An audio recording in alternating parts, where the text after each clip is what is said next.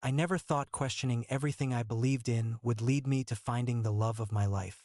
6 months ago, I was Cian O'Sullivan from County Cork, Ireland, a devout Catholic studying theology at the Pontifical Gregorian University in Rome. I had my entire life mapped out: ordination to the priesthood, service to the church, a life of celibacy dedicated to God. Then I met Amran Kasim in the university library, and everything I thought I knew about faith, love, and myself began to unravel in the most beautiful and terrifying way possible. I had come to Rome with such certainty about my calling. Growing up in a deeply religious family in rural Ireland, becoming a priest wasn't just my personal ambition but the pride of my entire community. My grandmother had prayed the rosary every night for my vocation. My parents had sacrificed financially to support my seminary education. Everyone back home saw me as their representative to the Vatican, their connection to the Sacred Heart of the Catholic Church. But Rome had a way of challenging everything you thought you knew about faith and spirituality. The ancient city was layered with centuries of religious history, but it was also cosmopolitan and diverse in ways that small-town Ireland had never prepared me for. Students from every corner of the Catholic world studied alongside each other, bringing different perspectives on theology, different approaches to understanding the divine, different ways of living out religious commitment. The Pontifical Gregorian University attracted some of the brightest theological minds from around the world, but it also attracted students who were grappling with doubt, with questions that couldn't be answered by traditional doctrine alone. I found myself in study groups with seminarians from Africa who talked about liberation theology, with Latin American students who challenged European interpretations of Scripture, with Asian Catholics who brought Buddhist-influenced meditation practices to their prayer life. It was intellectually stimulating but also deeply unsettling. Everything I had accepted without question growing up was suddenly open to debate, analysis, and reinterpretation. The certainty that had driven my vocation began to feel less like strength and more like limitation. The crisis of faith began slowly, during my second semester of advanced theological studies. I was researching early Christian mysticism for a paper on contemplative prayer when I started encountering references to Islamic mystical traditions, to Sufi practices that seemed remarkably similar to Christian contemplative techniques. My professor, a progressive Jesuit scholar, encouraged me to explore these connections, suggesting that understanding other religious traditions could deepen rather than threaten my own faith. That's what led me to the Interfaith Studies section of the university library, where I was searching for books on comparative mysticism when I first saw Amran. He was sitting at a corner table surrounded by stacks of books in multiple languages, taking notes in what I would later learn was a mixture of Arabic, Malay, and English. He was absolutely beautiful, with dark hair and warm brown eyes, but it was his intense concentration and obvious intelligence that first caught my attention. I found myself returning to that section of the library day after day, ostensibly to continue my research but really hoping to see him again. We began to notice each other, sharing polite nods and small smiles, but it took weeks before either of us worked up the courage to actually speak. The conversation finally started when he asked me, in perfect English with a slight British accent, if I was familiar with a particular text on medieval Christian mysticism that he was trying to locate. I not only knew the book but had a copy in my room, and I offered to lend it to him. That simple exchange led to our first real conversation, conducted in whispers in the library's hushed atmosphere. I learned that Amran was from Kuala Lumpur, Malaysia, studying Islamic theology and philosophy as part of a prestigious scholarship program. He was brilliant, articulate, and surprisingly knowledgeable about Christian theological traditions. More than that, he was struggling with his own questions about faith, certainty, and religious authority. We're both studying God, he observed with a slight smile that made my heart skip, just approaching the same mystery from different directions. Maybe we could help each other find our way. That afternoon, we moved our conversation to a small cafe near the university, where we talked for hours about theology, philosophy, and the challenges of maintaining faith in an increasingly complex world. Amran spoke about growing up in a devout Muslim family where religious observance was woven into every aspect of daily life, about the expectations placed on him as a scholarship student to become a religious leader in his community. But he also spoke about questions that kept him awake at night, about doctrines that didn't align with his personal experiences of the divine, about the difficulty of reconciling traditional religious teachings with modern understanding of science, psychology, and human sexuality. I understood exactly what he meant. For months, I had been struggling with similar questions, doubting not the existence of God but the human institutions that claim to speak definitively about divine will. The more I studied theology, the more I realized how much of what I had accepted as eternal truth was actually human interpretation, shaped by cultural context, political considerations, and historical circumstances. Our conversations became a daily ritual.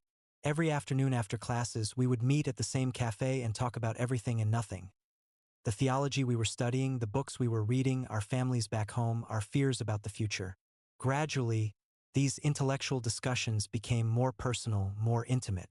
Amran told me about the pressure he felt to be the perfect Muslim son, about expectations that he would return to Malaysia and take a leadership role in his mosque community.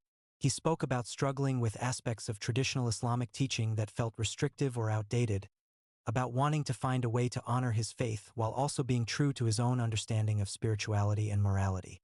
I shared my own conflicts about the priesthood, about growing doubts regarding church teachings on sexuality, social justice, and the role of women in religious life. I talked about feeling trapped between my personal calling to serve God and the institutional requirements that seemed increasingly problematic to me. But underneath these theological discussions was a growing awareness of something else entirely. I found myself looking forward to our meetings with an intensity that went beyond intellectual curiosity. When Amran smiled, when he laughed at something I said, when he leaned closer to make a point, I felt something stirring inside me that I had spent my entire life trying to suppress. I had always known, on some deep level, that I was attracted to men rather than women.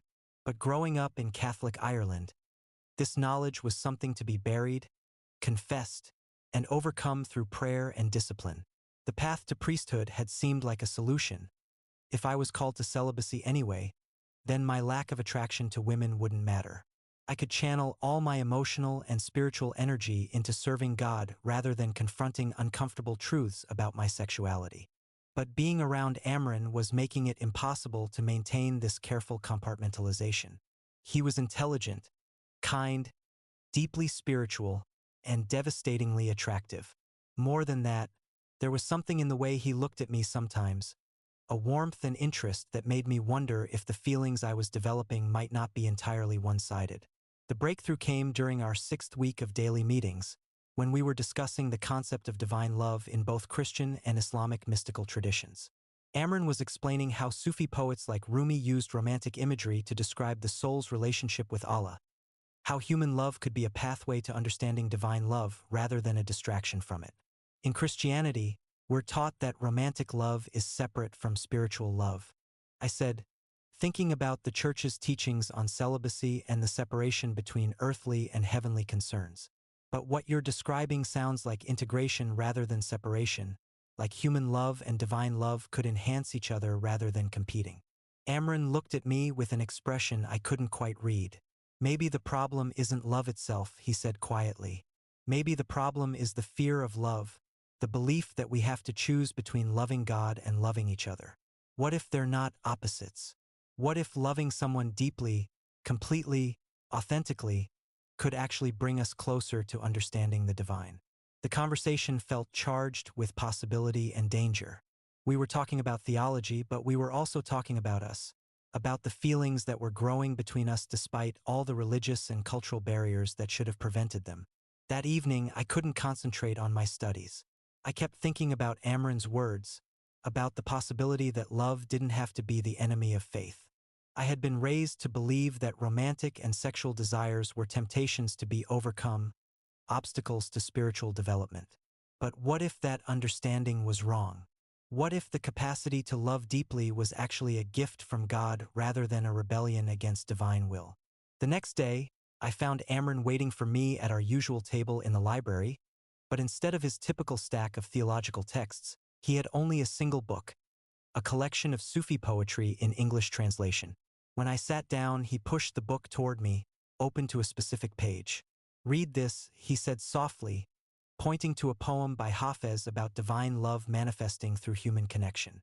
It made me think of our conversations yesterday. As I read the poem, I became aware that my hands were shaking slightly.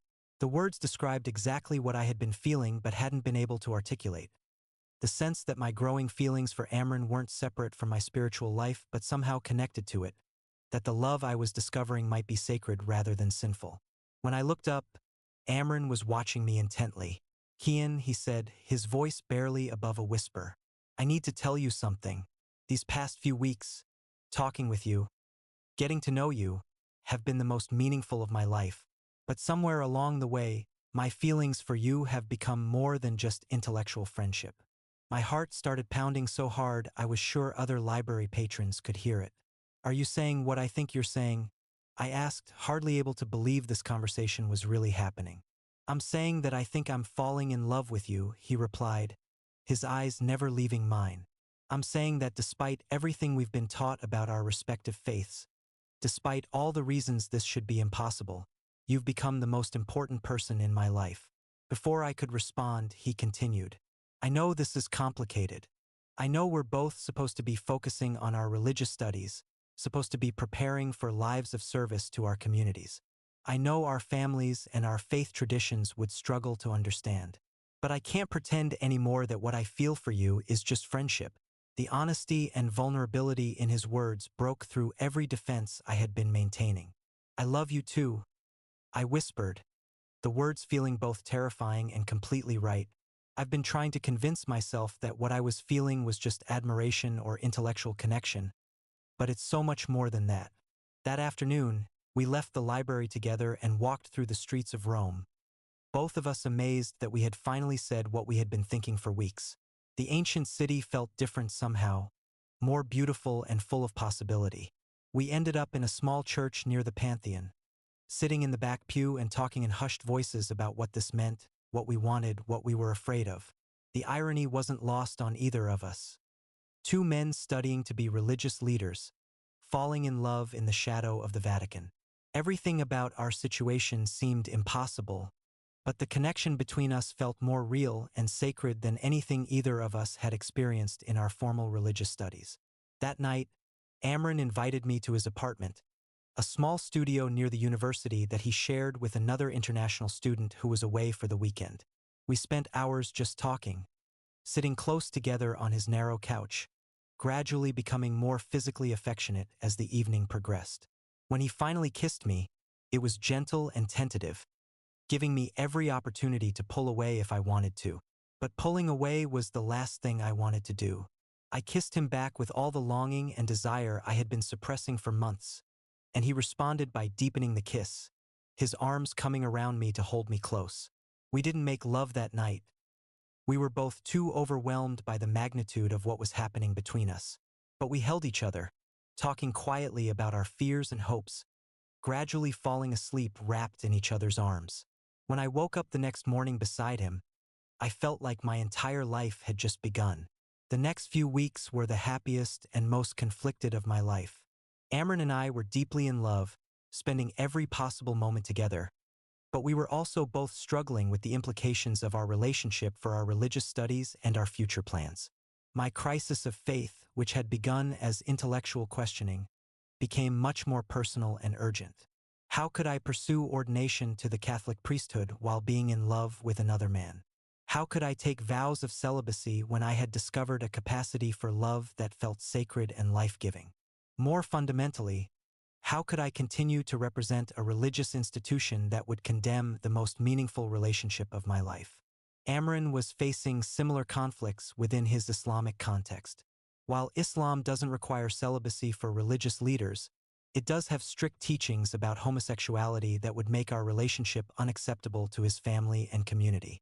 He was expected to return to Malaysia, marry a Muslim woman, and take a leadership role in his mosque.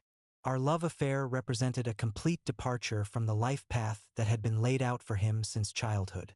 We spent countless hours trying to find a way to reconcile our love with our religious commitments.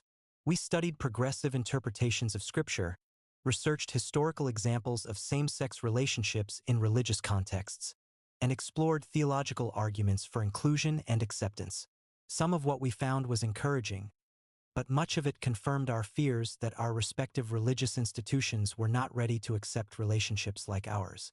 The crisis came to a head during our third month together, when both of us received letters from home that forced us to confront the impossible choices we were facing. My letter was from the bishop who had sponsored my seminary education, asking about my progress and reminding me of the expectations the diocese had for my ordination and eventual service to the church. Amran's letter was from his father, informing him that a suitable marriage had been arranged with the daughter of a prominent imam, and that the engagement would be announced upon his return to Malaysia. Both letters felt like ultimatums, forcing us to choose between our love and our families, our authentic selves and our religious communities. The night we received those letters, we had our first serious fight. Both of us were scared and feeling trapped, and we took out our frustrations on each other. I accused Amran of not being willing to sacrifice for our relationship. He accused me of expecting him to give up his entire cultural identity for a love affair that might not last. We said things we didn't mean, harsh things about each other's faith traditions and family backgrounds. The fight ended with both of us in tears, holding each other and apologizing, but also acknowledging that we had reached a crossroads that would require difficult decisions. Over the following days, we had many long conversations about our options. We could continue our relationship secretly while pursuing our original career paths, but this would mean a life of deception and constant fear of discovery. We could abandon our religious studies and try to build a life together somewhere else, but this would mean disappointing our families and communities and giving up callings that had been central to our identities. Or we could end our relationship and return to the paths that had been laid out for us. But this felt like betraying not just each other but our authentic selves. The solution, when it came, was unexpected and came from an unlikely source. Professor Martinez, the progressive Jesuit who had been supervising my research on comparative mysticism, requested a meeting with me about my recent academic work. I had been distracted and unfocused in my studies, and he had noticed the change in my performance. During our meeting, Professor Martinez asked direct questions about what was troubling me. Something in his manner suggested that this wasn't just academic concern but pastoral care, so I found myself telling him everything. About my relationship with Amran, about my crisis of faith, about the impossible choices I was facing. Professor Martinez listened without judgment, asking thoughtful questions and offering perspective that I hadn't considered. He told me about his own journey within the church, about how his understanding of faith and service had evolved over decades of study and ministry. Most importantly, he talked about the difference between serving religious institutions and serving God, between following human interpretations of divine will and following your authentic spiritual calling. You came to Rome to study theology, he said finally. But theology isn't just about learning doctrine. It's about wrestling with the deepest questions of existence, meaning, and divine purpose. The questions you're asking, the conflicts you're experiencing, they're not obstacles to your spiritual development. They're evidence of it. He suggested that instead of seeing my relationship with Amran as incompatible with religious service, I should consider whether it might be leading me toward a different kind of ministry, a different way of serving God and community. There were progressive religious communities, interfaith organizations, and academic institutions that would welcome scholars who could bridge different faith traditions and speak to the experiences of LGBTQ believers. Most importantly, he introduced me to a network of progressive religious scholars and activists in Rome who were working to promote inclusion and reform within their respective faith traditions.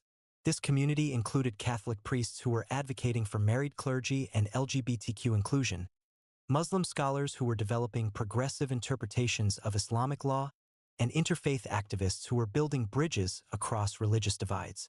Meeting these people was transformative for both Amran and me. We realized that we weren't alone in our struggles, that there were others who had found ways to reconcile authentic religious faith with progressive social values and inclusive approaches to love and sexuality. One couple particularly inspired us. Dr. James Morrison, a former Catholic seminarian who had left the priesthood to marry his partner, and Dr. Hassan al-Rashid, a Muslim theologian who had developed groundbreaking work on Islamic approaches to sexual and gender diversity. They had been together for 15 years, had built successful academic careers studying interfaith dialogue and progressive religious thought, and had created a life that honored both their love for each other and their commitment to spiritual service. Through conversations with them and others in this community, Amran and I began to envision a different kind of future. Instead of choosing between love and faith, we could choose both. Instead of serving traditional religious institutions that would reject our relationship, we could serve the broader cause of religious understanding, inclusion, and social justice. The decision to leave our respective theological programs was difficult but ultimately liberating. I withdrew from the seminary track and transferred to a graduate program in religious studies with an emphasis on interfaith dialogue and comparative theology. Ayaan shifted his focus from traditional Islamic jurisprudence to contemporary Islamic thought and progressive religious scholarship. Both of our families were disappointed and confused by our decisions, but we had learned from our community of progressive religious friends that change often requires patience and that family acceptance could grow over time. We decided to be honest about our relationship and our new academic directions, but to give our families time to process and adjust rather than demanding immediate acceptance. The response from home was mixed. My parents were hurt and confused, struggling to understand how their son, who had seemed so dedicated to becoming a priest, could suddenly change course so dramatically. But my grandmother, surprisingly, was more understanding. She had lived long enough to see many changes in the church and the world, and she told me that she would rather have a grandson who was honest about his calling than one who lived a lie in service to others' expectations. Ayaan's family was more resistant, particularly his father, who saw our relationship as a betrayal of everything he had raised his son to believe. But his mother and younger sister were gradually becoming more supportive, especially as they saw how happy and fulfilled he was in his new academic work. Our first year together as openly committed partners was challenging but incredibly rewarding. We found a small apartment near the university that we could afford on our graduate stipends, and we began building a life together that honored both our individual academic interests and our shared commitment to progressive religious scholarship. Our academic work began to intersect in interesting ways. I was researching how Christian mystical traditions could inform contemporary approaches to social justice and inclusion, while Ayaan was exploring how Islamic concepts of divine mercy and compassion could support progressive interpretations of religious law. We began collaborating on papers and presentations that examined how different faith traditions could learn from each other in developing more inclusive and loving approaches to spirituality. The work was intellectually stimulating but also personally meaningful. We were using our academic skills to address the very questions that had brought us together, exploring how love and faith could enhance rather than contradict each other. Our relationship also continued to deepen and mature. Living together, we learned each other's daily rhythms, quirks, and needs. We developed routines that honored both of our religious backgrounds. Ayaan's daily prayers and my contemplative meditation practice, his observance of Islamic dietary laws, and my Catholic traditions around liturgical seasons. Most importantly, we learned to support each other through the ongoing challenges of family relationships, academic pressures, and the complexity of building a life that didn't fit conventional expectations. We had committed to being completely honest with each other, and this honesty had created a foundation of trust and intimacy that made every aspect of our relationship stronger. One evening, as we were sitting in our small living room working on separate research projects but enjoying each other's company, Ayaan looked up from his books and said something that took my breath away. "Kian," he said, setting aside his notebook and turning to face me, "I've been thinking about what Professor Martinez said about different kinds of ministry, different ways of serving God and community. I think what we're building together, this relationship, this academic work, this way of living that honors both love and faith, might be its own kind of religious service." I looked at him, seeing not just the man I loved but also my partner in every sense of the word. Intellectual, emotional, spiritual, and practical. "You're right," I said. "We're not just studying religion, we're living it. We're not just writing about love and inclusion, we're embodying it." That night, we made love with a passion and tenderness that felt both familiar and completely new, as if we were celebrating not just our physical connection but our spiritual partnership and our shared commitment to building something beautiful and meaningful together. 2 years after our first meeting in the library, we were both completing our master's degrees and preparing for doctoral studies that would allow us to continue our collaborative research. We had been accepted into a prestigious program that would allow us to work together on a joint dissertation examining progressive religious thought across different faith traditions. But more than our academic success, we had built a relationship that felt sustainable and deeply fulfilling.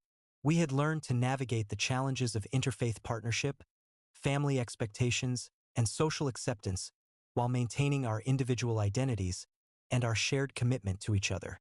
The growth we had both experienced was remarkable.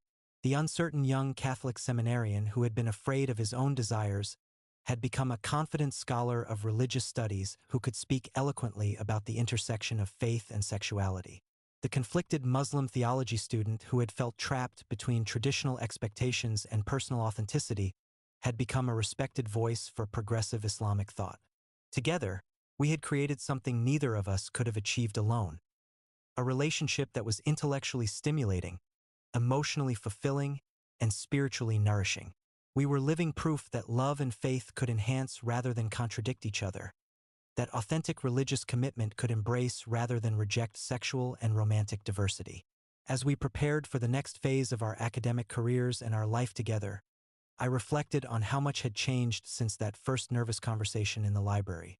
Everything I had thought I knew about faith, love, sexuality, and calling had been transformed by my relationship with Amran. But the most important change was simply this. I had learned to trust my own spiritual experiences rather than relying solely on the interpretations of religious authorities. I had discovered that God could speak through love as clearly as through doctrine, through personal relationships as powerfully as through institutional structures. The Irish Catholic boy who had come to Rome expecting to find confirmation of his calling to the priesthood had instead discovered a different kind of vocation: to love authentically, to study faithfully, and to serve the cause of religious understanding and inclusion alongside the Muslim man who had become his life partner. This was our love story, born from doubt but nurtured by faith, built on intellectual companionship but sustained by deep emotional and spiritual connection. And as we prepared for whatever challenges and opportunities lay ahead, I knew that the most sacred chapters of our lives were still being written, one day at a time, one prayer at a time, one moment of shared love at a time. 3 years into our doctoral studies, we faced our first major test as an academic partnership. The joint dissertation we had been working on, examining progressive interpretations of sacred texts across Christian and Islamic traditions, had attracted significant attention from religious scholars worldwide. But it had also drawn criticism from conservative voices within both our faith communities who saw our work as dangerous revisionism that threatened traditional religious authority. The controversy began when we presented our preliminary findings at an international conference on comparative religion in Vienna. Our paper argued that many restrictive interpretations of Christian and Islamic teachings on sexuality and gender had been influenced more by historical cultural contexts than by essential spiritual principles. We demonstrated how both traditions contained mystical and theological resources that could support more inclusive approaches to human love and relationship. The response was polarized. Progressive scholars praised our rigorous scholarship and courageous willingness to address difficult questions. But conservative religious leaders denounced our work as heretical, accusing us of twisting sacred texts to justify immoral behavior. The controversy was picked up by religious media outlets, and suddenly our academic research had become the center of a heated theological debate. The personal attacks were particularly painful. Conservative Catholic publications questioned my fitness for any form of religious scholarship, suggesting that my relationship with Amran had corrupted my ability to interpret Christian doctrine objectively. Islamic traditionalists accused Amran of apostasy, claiming that his progressive interpretations were motivated by personal sin rather than scholarly inquiry. Most hurtfully, both of our families were subjected to scrutiny and criticism from their respective communities. My parents received disapproving visits from parish leaders who questioned how they had raised a son who would challenge church teachings so publicly. Amran's father faced criticism at his mosque for failing to control his son's theological deviations. The pressure was enormous, and for the first time since we had committed to each other, we began to question whether our academic work was worth the pain it was causing to the people we loved. We had anticipated that our research might be controversial, but we hadn't fully prepared for the personal cost of challenging religious orthodoxy so directly. The crisis deepened when the University of Georgetown, where we had been expecting to take up teaching positions after completing our degrees, quietly withdrew their job offer. The administration, under pressure from conservative donors and alumni, decided that hiring us would be too politically risky given the controversy surrounding our work. Sitting in our small Roman apartment, reading the withdrawal letter, we both felt like our academic careers were over before they had really begun. We had sacrificed so much to pursue this path of progressive religious scholarship, and now it seemed like the academic establishment was as resistant to our ideas as the religious institutions we had left behind. That night, we had our most serious conversation about whether to continue our current path or find some way to retreat to safer academic ground. We could abandon our joint dissertation, focus on less controversial topics, try to rebuild our reputations as mainstream scholars rather than progressive activists. But as we talked through these options, we both realized that we couldn't go backward. The questions we were exploring, the truths we had discovered about the compatibility of love and faith, the vision we had developed for more inclusive religious communities, these things were too important to abandon just because they made people uncomfortable. The breakthrough came through an unexpected source. Dr. Morrison and Dr. Al-Rashid, the interfaith couple who had mentored us during our early struggles with family acceptance. They had been following the controversy around our work and reached out to offer both support and practical assistance. Dr. Morrison had connections with several progressive religious institutions and think tanks that were specifically looking for scholars who could bridge different faith traditions while addressing contemporary social issues. He arranged interviews for us with organizations that valued exactly the kind of controversial, boundary-pushing work that mainstream academic institutions were avoiding. More importantly, he and Dr. Al-Rashid helped us understand that the controversy surrounding our work was actually evidence of its importance and potential impact. Comfortable, uncontroversial research rarely changed minds or challenged unjust systems. The fact that our scholarship was provoking strong reactions suggested that we were addressing issues that really mattered. Within 6 months, we had secured positions with the Institute for Progressive Religious Studies, a Rome-based research organization that specialized in interfaith dialogue and inclusive theology. The institute was funded by progressive religious organizations and individual donors who specifically wanted to support scholarship that challenged traditional religious boundaries. Our new roles allowed us to continue our collaborative research while also developing individual areas of expertise. I focused on liberation theology and progressive Christian social teaching, while Amran specialized in contemporary Islamic jurisprudence and reformist legal interpretation. But we also worked together on projects that required both Christian and Islamic perspectives. The work was intellectually stimulating and socially meaningful, but it also required us to travel extensively, speaking at conferences, consulting with religious organizations, and building networks of progressive religious scholars around the world. This constant travel put new pressures on our relationship, as we struggled to maintain intimacy and connection while managing demanding professional schedules. The challenge was compounded by the fact that our work often took us to places where our relationship had to be kept private for safety reasons. In some countries, being openly gay could result in imprisonment or worse, and even in more liberal locations, religious conferences and interfaith gatherings often included participants who would react negatively to our partnership. We learned to navigate these situations carefully, presenting ourselves as colleagues and research partners when necessary while finding private moments to maintain our emotional and physical connection. It was exhausting and sometimes heartbreaking, but we were committed to continuing our work despite these obstacles. The solution came when we decided to be more strategic about our professional appearances, focusing on venues and organizations that were explicitly supportive of LGBTQ inclusion. Instead of trying to change minds by hiding who we were, we would change minds by being visible examples of faithful, committed gay men who were making serious contributions to religious scholarship. This approach was riskier but ultimately more authentic and effective. When we spoke openly about our relationship and how it had informed our understanding of divine love and religious inclusion, audiences could see that our personal experience had enhanced rather than compromised our scholarly objectivity. One of our most successful presentations was at a conference on love and justice in religious traditions, hosted by Harvard Divinity School.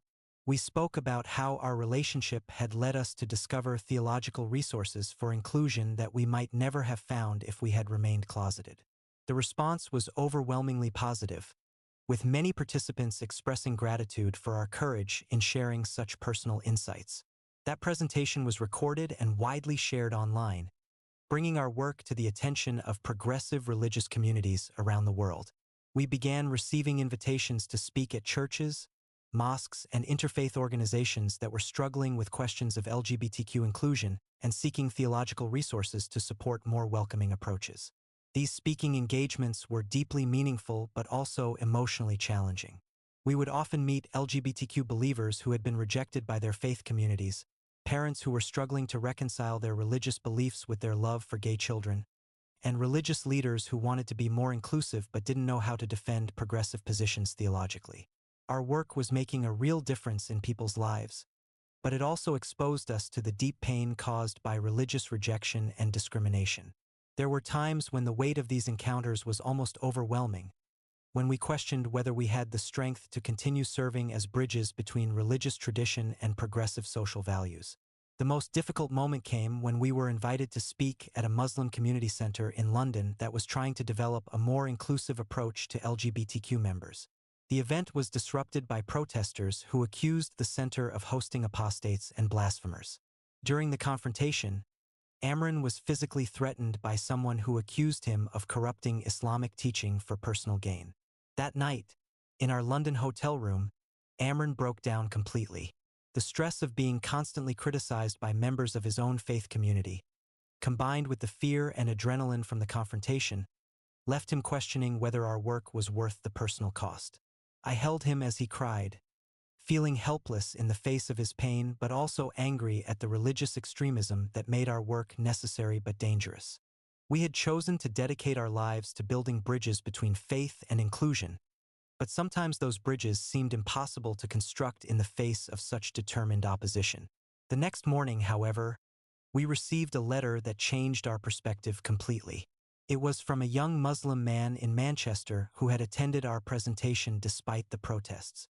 He wrote about struggling with his sexuality and his faith for years, considering suicide because he believed he had to choose between being gay and being Muslim. Our presentation had shown him that there were ways to reconcile these aspects of his identity, that being gay didn't make him any less Muslim or any less worthy of divine love. He was seeking counseling, reconnecting with his family, and working with his local imam to find ways to remain part of his religious community while being honest about who he was. Reading that letter, Ayaan and I both realized that our work was literally saving lives, that every confrontation with religious extremists was worth it if we could prevent even one person from believing that God condemned them for loving authentically. This experience led us to develop new strategies for our outreach work, focusing on building relationships with moderate religious leaders who could advocate for inclusion within their own communities. Instead of trying to convince extremists, we would work with people who were already inclined toward compassion and help them develop theological arguments for progressive positions. This approach proved much more effective and sustainable. We began developing training materials for religious leaders who wanted to create more inclusive communities, offering workshops on progressive scriptural interpretation and pastoral care for LGBTQ believers. 5 years after completing our doctoral degrees, we had established ourselves as leading voices in the movement for religious inclusion and reform. Our published works were being used in seminary courses and interfaith dialogue programs around the world. More importantly, we were seeing real changes in religious communities that had adopted our approaches. But our personal relationship remained the foundation that made all of this professional success possible and meaningful. We had learned to support each other through the challenges of public controversy while maintaining the intimacy and joy that had first brought us together. Our daily routines still included the religious practices that had shaped us individually. Ayaan's prayers and my meditation, our shared study of sacred texts, our conversations about theology and spirituality. But we had also developed new traditions that reflected our life together. Evening walks through Rome where we would discuss our work and dreams, weekend retreats to small Italian towns where we could escape professional pressures, annual pilgrimages to places that were sacred to both our traditions. One such pilgrimage, to the monastery of Assisi where St. Francis had developed his radical approach to Christian spirituality, became the setting for a conversation that would define the next phase of our relationship. We were sitting in the garden of the basilica, watching the sunset over the Umbrian hills, when Ayaan turned to me with a serious expression. "Kian," he said, taking my hand in his, "these past 5 years have been the most challenging and rewarding of my life. We've built something together that I never could have imagined when I was that confused theology student in the library. But I keep thinking about what comes next, about how we can deepen our commitment to each other and to the work we're doing." I knew exactly what he meant. Our relationship had been tested by controversy, strengthened by shared purpose, and deepened by years of mutual support and collaboration. But we had never formally committed to spending our lives together, partly because neither of our religious traditions offered ceremonies that would recognize our partnership. I've been thinking the same thing, I admitted. We've created a life together that honors both our faiths and our love, but I want to make it official somehow, to have some kind of ceremony that celebrates what we've built and commits us to continuing to build it together. The solution came through our network of progressive religious friends, many of whom had faced similar challenges in finding ways to celebrate their relationships within religious contexts. Dr. Morrison and Dr. Al-Rashid offered to host a commitment ceremony for us, incorporating elements from both Christian and Islamic traditions while also reflecting our shared commitment to interfaith dialogue and social justice. Planning the ceremony was both joyful and complex, as we worked to create a ritual that would be meaningful to us while also respecting the boundaries of our respective faith traditions. We wanted to honor our religious heritage without appropriating or misrepresenting sacred symbols and practices. The final ceremony, held in the garden of the institute where we worked, was beautiful and deeply moving. We were surrounded by friends and colleagues from around the world, people who had supported our relationship and our work despite the controversies and challenges we had faced. The ritual itself was simple but profound. We exchanged vows that we had written together, promising to continue supporting each other's spiritual growth, academic work, and personal happiness. We shared readings from both Christian and Islamic mystical texts about divine love and human partnership. Most meaningfully, we were blessed by religious leaders from both traditions who had become advocates for LGBTQ inclusion. My grandmother, now in her 80s, had traveled from Ireland to attend the ceremony. Seeing her there, tears in her eyes as she watched me commit my life to the man I loved, was one of the most healing moments of my entire journey. Her presence represented the possibility that even traditional religious people could grow in their understanding of love and inclusion. Amran's mother and sister had also come, despite ongoing tension with his father about our relationship. Their attendance was a powerful symbol of how family relationships could evolve and adapt, how love could gradually overcome prejudice and fear. That night, as we celebrated with friends and family, I felt overwhelmed with gratitude for the journey that had brought us to this moment. The young seminarian who had been afraid of his own desires had become a man who could celebrate his love publicly and proudly, surrounded by a community that honored both his faith and his relationship. But even more than personal satisfaction, I felt a deep sense of purpose about the work we were doing together. Our love story had become more than just a personal narrative. It had become a resource for other LGBTQ people of faith who were struggling to reconcile their spiritual beliefs with their authentic selves. Over the following years, we continued to grow both as individuals and as a partnership. Our research evolved to address new questions about religious authority, social justice, and the role of faith communities in promoting equality and inclusion. We co-authored several books that became standard texts in progressive theology courses, and we were invited to speak at major universities and religious institutions around the world. But perhaps our most important work was the mentoring we provided to younger scholars and believers who were following paths similar to ours. We established a fellowship program at the Institute that supported LGBTQ students of religion, providing both financial assistance and personal guidance as they navigated the challenges of academic and religious life. Watching these young people develop their own voices and make their own contributions to progressive religious thought was incredibly fulfilling. We could see how our example had made it easier for others to pursue authentic paths that honored both their faith and their identity. One of our fellows, a young transgender Muslim woman studying feminist interpretations of Islamic law, told us that seeing our successful partnership had given her hope that she could build a life that honored all aspects of her identity. Another, a gay Christian man from Uganda who was developing contextual theology for African LGBTQ believers, credited our work with providing him theological tools for his ministry. These relationships reminded us constantly of why our work mattered, why the controversies and challenges were worth enduring. We weren't just writing academic papers or giving lectures. We were contributing to a movement that was literally changing lives and saving souls. 10 years after our first meeting in that Roman library, we were invited to speak at the World Council of Churches Assembly in Geneva, addressing a gathering of Christian leaders from around the globe about the theological basis for LGBTQ inclusion. It was a remarkable honor, representing how far both we and the broader religious world had come in accepting progressive approaches to sexuality and faith. The presentation went well, but what made the experience truly meaningful was a conversation we had afterward with a young pastor from Kenya who had been struggling with his own questions about homosexuality and Christian teaching. He thanked us for providing theological language that he could use in his own context to promote understanding and inclusion. That evening, walking along Lake Geneva with Amran, I reflected on how much our understanding of ministry and service had evolved. We had both started our religious studies expecting to serve in traditional roles within established institutions. Instead, we had created our own form of ministry, one that reached across denominational and religious boundaries to address some of the most challenging questions facing contemporary faith communities. We weren't priests or imams in the conventional sense, but we were serving God and community in ways that felt deeply authentic and meaningful. Our love for each other had become a resource for healing divisions between faith and inclusion, tradition and progress, personal authenticity and religious commitment. As we prepared for the next phase of our work, we were excited about new projects that would allow us to address emerging questions about religion, sexuality, and social justice. We were planning a book that would examine how different religious traditions were adapting to contemporary understanding of gender and sexuality, and we were developing a training program for religious leaders who wanted to create more inclusive communities. But beyond these professional goals, we were simply grateful for the life we had built together.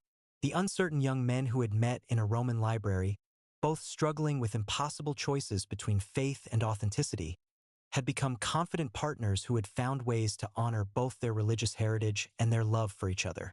Our relationship had survived controversy, family conflict, professional challenges, and the constant pressure of being visible representatives of LGBTQ people of faith. Through it all, we had maintained not just our love for each other but our commitment to using that love as a force for positive change in the world. The Irish Catholic who had once believed he had to choose between God and love had discovered that the deepest love could be a pathway to the divine. The Malaysian Muslim who had felt trapped between tradition and authenticity had found ways to honor his heritage while also being true to his heart. This was our love story, but it had become something larger, a testament to the possibility of reconciling faith and inclusion, tradition and progress, religious commitment and personal authenticity. And as we continued our work together, we knew that our most important contributions were still ahead of us, waiting to be written, one act of love at a time, one moment of healing at a time, one bridge across difference at a time.